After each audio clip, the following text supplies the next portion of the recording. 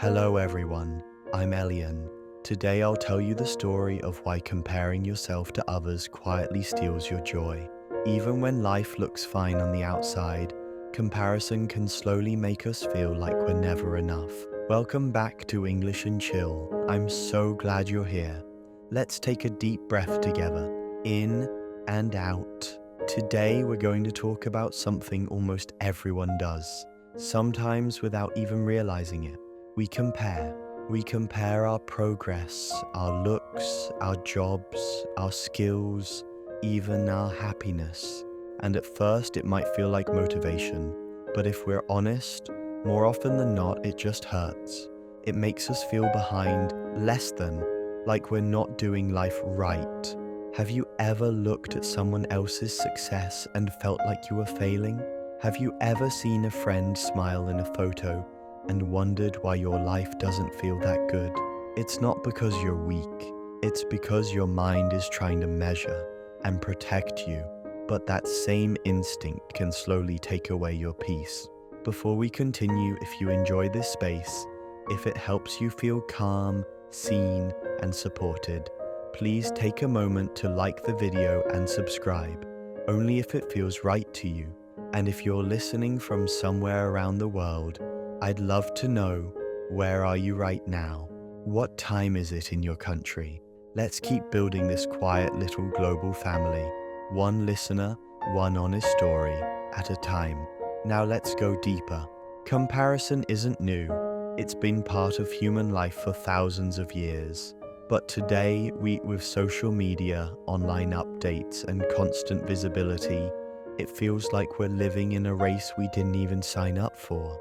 Every scroll shows us someone who seems more successful, more beautiful, more together. We think, I should be doing more. I should have what they have. What's wrong with me? But comparison is rarely fair, because you're comparing your real life, with all its doubts, slow mornings, and quiet struggles, to someone else's best moments, carefully chosen and edited. You don't see their confusion, or their arguments, or their tired eyes when the camera's off. And so, you measure yourself against a story that isn't even complete. No wonder it hurts. Comparison does something quietly damaging to the mind. It makes you feel like whatever you're doing isn't enough. Even if you were proud of your progress 5 minutes ago, seeing someone else's better result can suddenly erase your joy. It creates this endless pressure. I need to catch up. I'm already too late. They're younger and already doing more. But that voice isn't helping you grow. It's only making you feel small. And smallness isn't humility, it's self-judgment, and it blocks your energy. You begin to forget your own rhythm. You begin to feel ashamed of your unique path. And that's the danger, not just of social media, but of forgetting that your journey is your own. There's something else that happens when we compare. We start to believe that someone else's life is better, simply because it looks different. But different doesn't mean better, and more doesn't always mean deeper. Some people run ahead in their careers and feel empty inside. Some people smile in photos and cry themselves to sleep. You just don't know. You truly don't. But your brain fills in the blanks. It assumes that if they're doing more, they must be more. That's not truth. That's just a trick your mind plays when it's afraid of not being enough. So let me say this to you, gently. You're already enough. You're not late. You're not behind. You're not broken. You're just a human being finding your way, one breath at a time. You might be wondering, what does all this have to do with learning English? A lot, actually. Because comparison sneaks into that too. Her accent is better. He speaks more fluently. They're already advanced, and I'm still stuck. But learning isn't a race, it's a relationship with yourself, with language, with patience. The moment you compare your English to someone else's, you stop listening to your own voice. And your voice is enough. Your mistakes are part of your growth. Your pauses are proof that you're trying. And your journey is still worthy, even if it's quiet or slow or invisible to others. So here's my gentle invitation for today. Let go of the measuring stick. Let go of the numbers, the timelines, the polished photos, the quiet shame. You don't have to match anyone. You only have to keep becoming yourself. And I promise, that's already a beautiful path, not because it looks like theirs, but because it's yours. Don't compare yourself to anyone. You're not here to be them. You're here to be you. And that's more than enough. Let's imagine this. You're sitting at home after a long day. You open your phone, scroll through your feed, and there it is. Someone's smiling, they're on vacation, they just got promoted, they're glowing with happiness and confidence. And suddenly, without warning, you start to shrink. You feel smaller, like you're not doing enough. You wonder, what am I doing with my life? Even if 5 minutes ago you felt fine, this tiny window into someone else's joy makes you feel behind. But here's the truth. That photo, that post, that update, it's just one moment, one frame, one angle. It's not the full story. People show the parts of themselves that feel safest to share, the moments that say, look at me, I'm doing well, I'm okay, please like this version of me. But they don't show the nights they doubted everything. They don't show the breakdown they had after work. They don't show the text they deleted because they didn't want to seem weak. You don't see their worries, their private struggles, their quiet pain. And yet, when we see someone else's highlight, we often believe it's the whole film. We compare our unfiltered life to someone's best scene. That's not a fair fight. At some point, every person, yes, even the confident ones, wears a mask. We show the world what we think will protect us. We hide the parts that feel too raw, too real, too messy. But the funny thing is, everyone else is doing the same. So we end up in this strange world where everyone is struggling in private, but pretending to be fine in public, while comparing themselves to everyone else. That's not connection, that's illusion, and it creates a deep, quiet loneliness. Let me tell you a secret I've learned after over 20 years of teaching and talking to thousands of students. No one. Some people are just better at hiding their mess, or smiling through it, or distracting themselves from it. But inside they're still human, just like you. They still ask, am I doing enough? Do they like me? What if I fail? They still feel lost sometimes. They still get jealous, tired, insecure, unsure. And when you realize that, it's strangely freeing, because it means you're not the only one. You're not the broken one. You're not the slow one. You're just being honest, and that's something rare. Comparison doesn't always shout. Sometimes it whispers. It tells you that you're too late, too boring, too soft, too unsure. It tells you to be more like them. But the problem is, you're not them. You're you. And trying to be someone else is the fastest way to forget your own gifts. You lose touch with your own energy, your own timing, your own style of growth, and suddenly you're exhausted. Not because you're weak, but because you're running someone else's race. There's a quiet strength in saying, I don't need to prove anything today. I don't have to perform for love. I'm allowed to grow slowly, privately, and imperfectly. You don't have to shine every day. You don't have to win every moment. You don't even have to feel confident all the time. You just have to keep showing up with kindness, with honesty, with your whole messy self, because that's how real growth happens. Not through performance, but through presence. Let's take a soft pause here.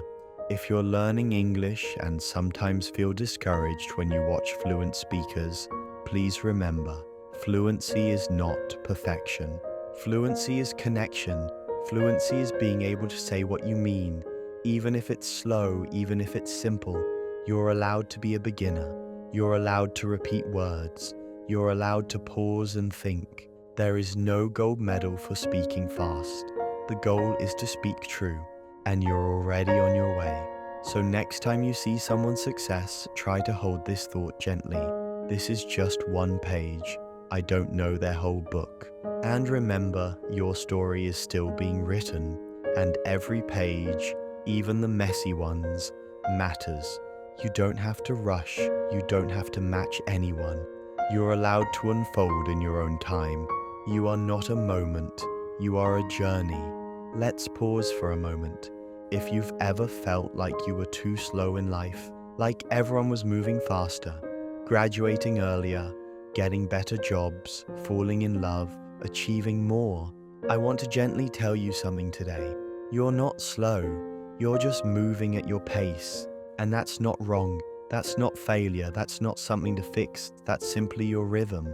And every person, every flower, every season has its own. We live in a world that loves speed. We're told to go faster, be better, learn quicker, move up, push harder. Don't stop. But you are not a machine. You are not made of steel and gears. You are made of softness, heart, memory, emotion, spirit. And those things don't grow in straight lines. They grow in spirals, in waves, in pauses, in seasons. So if your life doesn't look like someone else's timeline, good. That means you're listening to yourself. One of the quiet truths of life is this: growth often happens underground. Think of a seed. You plant it in the soil, and for weeks, sometimes months, you see nothing. If you didn't know better, you might think it was dead. But under the surface, something is happening. Roots are forming, strength is building. Direction is being chosen. Only after this invisible stage does the sprout appear, and your life works the same way. Some seasons might look empty, but they're not. They're building seasons, preparing seasons, rooting seasons. So if you feel like nothing's happening, it doesn't mean you're lost. It might mean you're growing where no one can see. There's no prize for rushing through life, and yet, we often feel guilty if we're not moving fast. We say, I should have done more by now. Others my age are already there. Why am I still figuring this out? But let me ask you, who decides when something should happen? Whose clock are you following? Because the truth is, you get to choose. You get to decide how fast or slow your life unfolds. Some people bloom early, some people bloom late, but all blooms are beautiful. Because they're real. If you're learning English, you've probably felt this pressure too. I should be fluent by now. They learned in a year. What's wrong with me? But again, I want you to ask gently, what's the rush? Language is not just about speed. It's about depth, emotion, understanding, expression. It's not a race. It's a relationship. And every relationship takes time. So if you're still learning slowly, that's not failure, that's commitment. You're building something real, word by word, breath by breath, and that matters. Here's something I say often, to students, friends, and even to myself. You are not behind, you're on your own clock. Imagine a world where everyone had their own personal sunrise. Some people's sun rises at 6 a.m., others at 9, others at noon. Would you ever say the noon sun is late? Of course not. It's just different. So why do we treat people that way? You're not behind. Your light will come when it's meant to.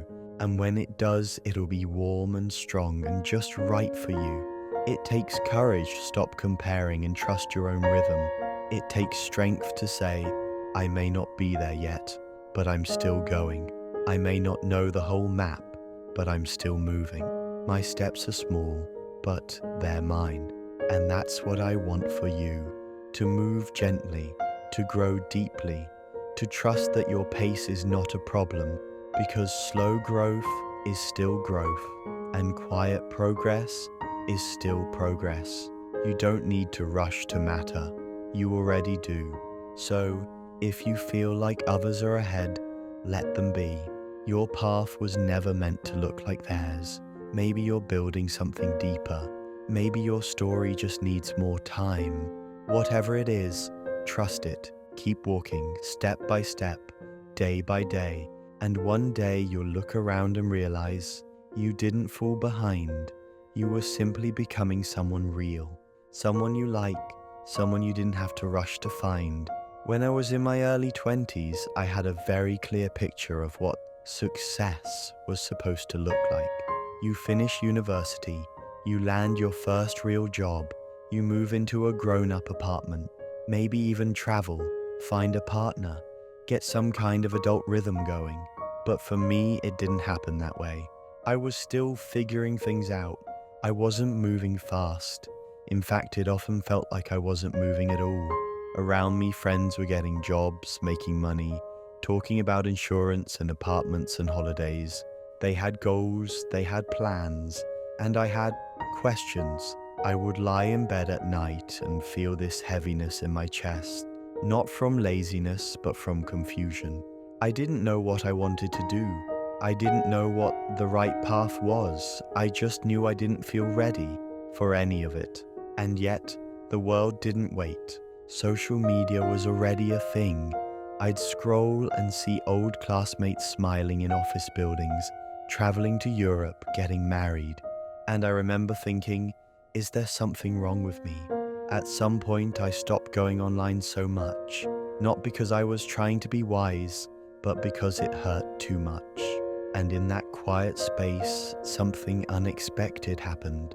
I started hearing my own thoughts again, not the loud, anxious ones, but the small, gentle voice underneath. Maybe your pace is just different.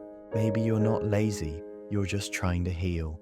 Maybe this stillness is necessary. That was the first time I began to wonder if falling behind wasn't the whole truth. Eventually, I took a teaching job. Nothing glamorous, a small school, modest pay, nervous students. But from day one, something clicked. Not because I was perfect, far from it, but because for the first time, I felt present. I wasn't pretending. I wasn't performing. I was just me, teaching English, listening, learning as I taught. And in that space, I saw something beautiful. Everyone is learning something quietly. Even if they look confident, everyone feels behind in some way. Even if they're successful, everyone is carrying something invisible. And that realization softened everything. Looking back, I'm grateful I didn't rush ahead, because in that stillness, I found something deeper than achievement. I found alignment. I found a job I love. I found meaning in connection. I found a voice I didn't know I had, the one I used to speak to you now. And none of that would have happened if I just followed the crowd. I don't share this story to say, look at me now. I share it because maybe, right now, you're where I once was. Maybe you feel left behind. Maybe you don't know what's next. Maybe you're tired of pretending you're fine when you're quietly scared. And if that's you, I just want you to hear this. You're not behind. You're not broken. You're just in the middle of your story. And middle chapters are always messy, but they're also full of potential. If you're learning English and feel like others are moving faster, that's okay. You're not late. Sometimes your pace protects you. Sometimes your rhythm gives you time to understand more deeply. Sometimes slow is just another word for intentional. So breathe and know that even in this quiet, confusing part of your journey, you are learning. Not just language, but life. There's one more thing I want to say before we close this part of the story. That season, the one where I felt stuck, didn't ruin me. It built me. It gave me compassion. It gave me understanding. It taught me how to sit with someone else's uncertainty, because I'd lived in it myself. So please know, even if you don't feel proud of your progress right now, it still matters. Even if you feel like nothing's happening, something still is. Your story isn't over. It's just unfolding, page by page in your own time.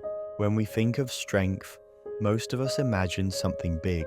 We picture muscles, loud voices, tough decisions, people who lead, people who win, people who don't cry. But that's only one version of strength. And maybe it's not the most honest one. because real strength often looks much quieter. It's the person who keeps going even when no one cheers. It's the parent who shows up for their child, tired but loving. It's the student who keeps studying even when it feels hopeless. It's you, still standing after everything you've been through. Somewhere along the way, the world began to confuse strength with hardness. Be strong, don't feel. Be strong, don't cry. Be strong, don't break. But let me ask you something gently. What if real strength includes softness? What if it means feeling deeply, but still choosing love? Being scared, but still showing up? Having doubts, but still continuing? That kind of strength is harder to see, but it's everywhere. And maybe you've been showing that kind of strength all along. There are so many strengths we don't recognize. Here are a few examples. Maybe you'll see yourself in them. Staying kind even when people treat you poorly. Admitting you're wrong instead of defending your ego. Letting go even when it hurts. Starting over when everything fell apart. Learning a language even when your mind says you're too old for this. These don't come with applause. No one gives you a trophy, but they change you. They build you. They make you resilient. So if you've been quietly carrying something difficult, that counts. If you've stayed kind in the middle of pain, that's strength. Sometimes we feel we have to appear strong, even when we don't feel it. We say, I'm fine. I've got this. No worries, I'm okay. But inside, we're tired, scared, maybe even breaking. This pressure to be okay all the time can be exhausting. And yet, many of us keep pretending. Why? Because we're scared that if we admit we're struggling, we'll seem weak. We're scared of being judged. We're scared of being seen. But here's the truth. You don't need to perform strength.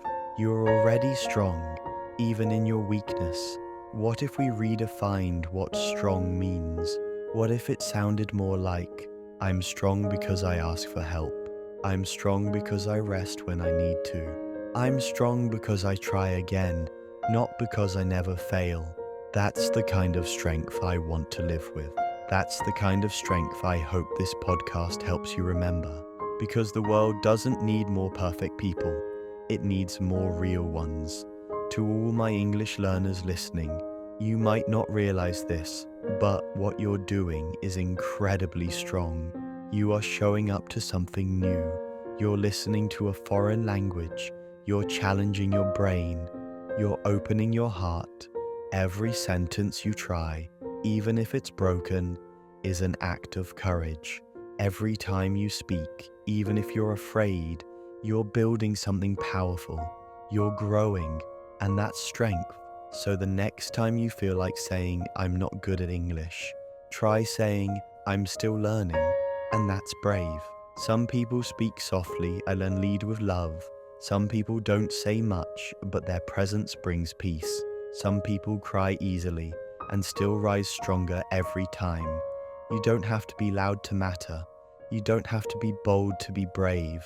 Quiet people carry whole worlds inside them, and sometimes the most broken heart becomes the softest teacher.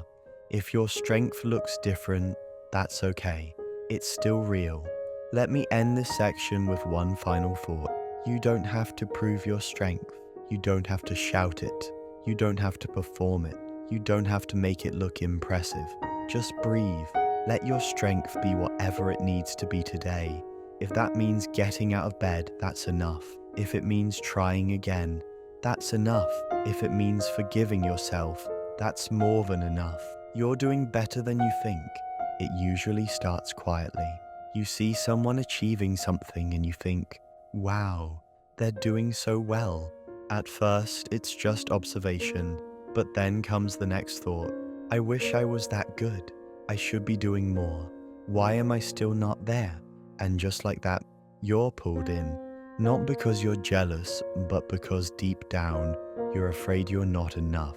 We often think comparison means envy, but that's not always true. Sometimes it's about self-doubt. Sometimes it's about fear of missing out. Sometimes it's the deep ache of wondering if we'll ever get where we want to go.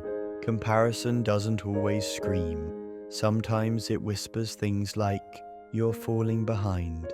Everyone else is growing faster. You don't matter as much." But those whispers are not facts. They're feelings, and feelings can change, especially when we slow down and notice what they're really saying. Here's something powerful I've learned. Once the mind believes something like, "I'm not good enough," it begins to look for proof. It notices everything that seems to support that belief.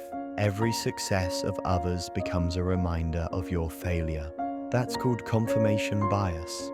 And it's not your fault. It's just how the brain works. But if you don't notice it, it becomes a trap, a spiral. You keep comparing, and the more you compare, the worse you feel, and the more you compare again. But there is a way out. The first step is simply awareness. When you catch yourself comparing, pause. Ask gently, "What am I really feeling right now? Is this about them, or is it something inside me? Do I need to be kinder to myself today?" You don't have to push the feeling away. Just notice it, like a cloud passing by. Don't judge it. Don't fight it. Don't believe it completely. Just see it. Because the moment you notice the spiral, you begin to step outside of it. When you drive a car, looking into someone else's lane for too long is dangerous. And life works the same way. The more you focus on their journey, the less you're present in your own. So gently bring yourself back. Come back to your own story, your own timeline, your own energy. Maybe that means journaling. Maybe it means deleting an app. Maybe it's as simple as saying to yourself, "I'm on my own path. I don't need to match theirs." And then breathe. Trust that where you are is okay. One reason we fall into comparison is because we don't celebrate our own progress. We ignore our tiny wins. We forget how far we've come. So today I want to ask, what's one small thing you've done lately that you're proud of? It could be finishing a book, showing up to a hard conversation, or simply surviving a difficult day with your heart still open. That matters. Don't wait for big achievements to celebrate yourself. Because when you notice the good inside your story, someone else's doesn't feel so threatening. Not all comparison is harmful. Sometimes we meet people who inspire us instead of making us feel small. These are people whose success doesn't make you feel behind. It makes you feel hopeful. They remind you, "This is possible for me too.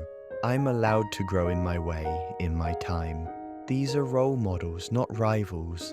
If you find someone like that, keep them close, not to compete with, but to learn from. Let their energy lift you, not drain you. Let's bring this back to language learning for a moment. One of the most common spirals is this: "They speak better than me. I'll never catch up." If you've ever said that, I want to gently stop you. You're not here to catch up. You're here to communicate, to connect, to express. That's the goal, not perfection. And your English right now, today, even with mistakes, can still reach someone's heart. Don't wait until it's perfect to use it, because even imperfect English spoken with honesty is more powerful than silence wrapped in fear. Let me leave you with this. You are not your achievements. You are not your followers. You are not your grades or your salary or your speed. You are a full human being, learning, feeling, healing, growing, and that journey is not something to compare. It's something to honor. So if the spiral comes again tomorrow, that's okay. You now have the tools to step out, to return to your lane, to trust your rhythm, and maybe in time to look in the mirror and say, "I'm proud of where I am. Even if no one claps for me, I clap for myself." Let's imagine something for a moment. You wake up tomorrow and suddenly every voice around you is quiet. No comparisons, no expectations, no pressure to be anything other than you. What would you do? Would you move slower? Would you speak more honestly? Would you follow the quiet dream you've been afraid to name? This is the heart of what I want to leave you with. You don't have to be like anyone else. Not in your pace, not in your voice, not in your style of being, because the most beautiful thing you'll ever be is yourself. Maybe you've always felt a little different. You think differently, you feel more deeply, you take longer to learn, you move through life like a quiet river, not a fast train, and maybe that difference made you feel wrong at some point. But let me tell you something I wish more people heard. Different is not a mistake. Different is not broken. Different is not less. It's simply you. And the world needs that version, not a copy of someone else. There is quiet bravery in choosing to be yourself. It's not always easy. People may misunderstand you. They might say, "Why don't you do things like others?" They might pressure you to change, to match, to blend in. But you don't have to, because being real, even when it's awkward, even when it's lonely, is an act of strength. It says, I trust my own rhythm. I value my own voice. I won't shrink to fit someone else's idea of success. And that is powerful. We talked earlier about masks, the ones people wear to look strong or perfect.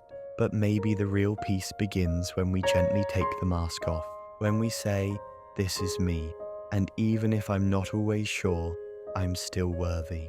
You don't need to be impressive to be lovable. You don't need to be flawless to be enough. You don't need to match a model of success that doesn't feel like you. You just need to keep being honest and keep walking, even when no one is watching. I want to speak directly to those of you learning English. Sometimes in class or online, it can feel like your voice doesn't matter, like native speakers are better, and your ideas don't come out smoothly enough. But please remember, the goal is not to sound like someone else. The goal is to say what's inside your heart, in your own way. Even if it's slower, even if it's imperfect, your thoughts deserve space. Your voice deserves to be heard. Your stories matter, and the more you speak as you, not as a copy of a textbook, the more you'll grow in real connection. Here's something beautiful. When you give yourself permission to be fully you, it gives other people permission to do the same. Your quiet honesty helps someone else take a breath. Your slow progress gives someone else the courage to begin. Your softness reminds someone it's okay not to be hard. We're all just humans, trying to be seen, trying to belong. And when we stop comparing, we start connecting. Let's end with something simple but important. No one else can be you.